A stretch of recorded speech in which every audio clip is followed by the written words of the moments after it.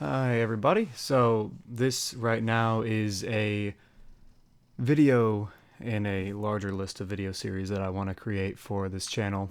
Um, as a way to sort of express,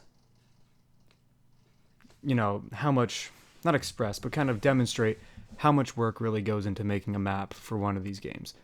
Right here, you can see I'm kind of screwing around, trying to fix some things that are a little broken.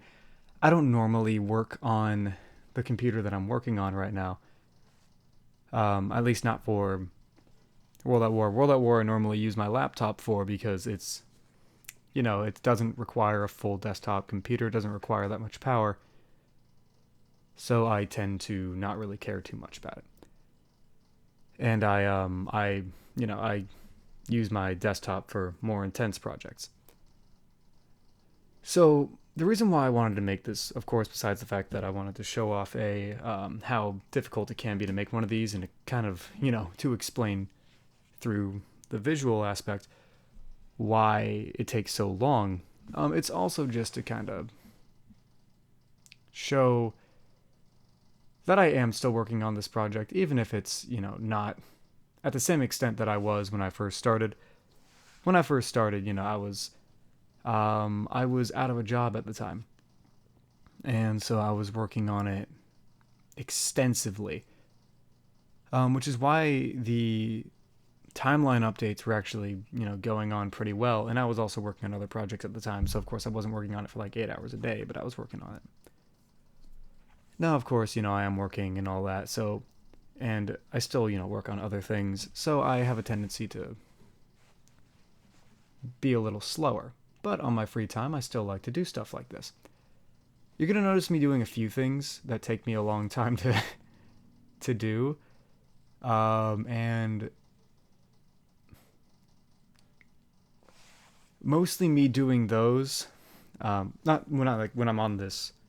Yeah, what I mean is you'll see me taking a lot of time with very specific things when it comes to texturing, and you'll notice that I'm experimenting with textures here because I'm trying to make it look medieval. That's the goal of the map. But like that's an extension to the building, right? And then there's the roof, and I figured why not just have the same texture for the roof as well. But the idea, of course, is to make sure that the map looks good ish. But you'll see, like right here, I'm selecting all the outside faces instead of selecting the whole brush. And brushes are like the boxes that the map uses. And the reason why I do that is because it makes it run a little better. Now, I have a really old laptop. I technically have three. One that I had from 2012 that hardly works. I think the screen's like about to fall off kind of thing. And well, it's not with me anymore. I don't know where I put it. I think I lent it to somebody. But I used to test the original timeline map on that, and I was using it for portaling. However, nearing the time that timeline was supposed to be completed, when the demo released, of course, back in December,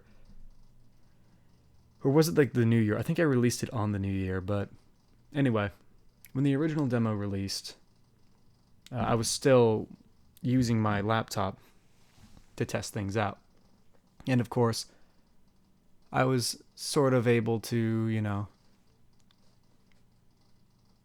to finish things up on here, and that was nice.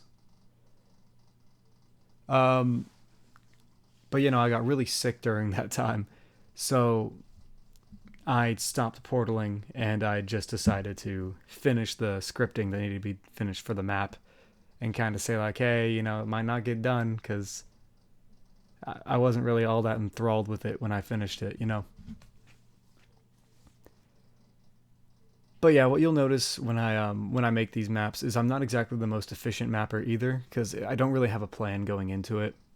I have like a basic idea, and as you can see, like what I did right there when I was cutting up the walls is I basically just picked the worst of two poisons there, and the way that I cut it up. Um, but sometimes it's just me trying to figure out how to do it, and then sometimes I'm wondering how can I make my stuff look even better. Because, that is always a nice priority to have, is trying to make your map look a little better.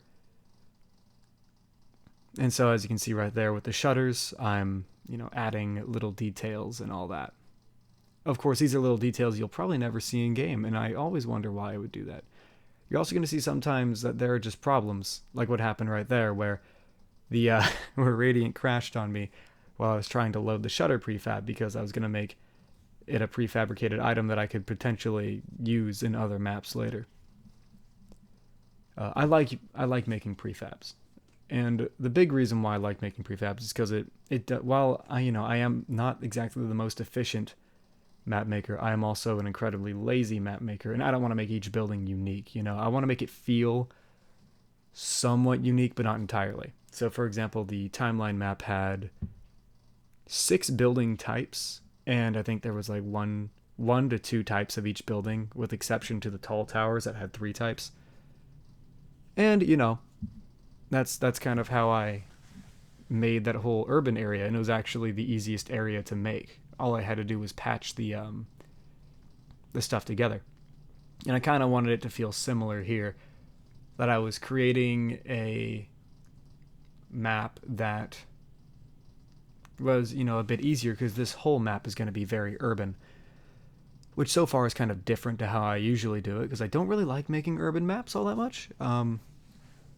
But mostly I don't like making city maps, because then you do have to make some buildings unique and all that, and that's just a pain in the butt.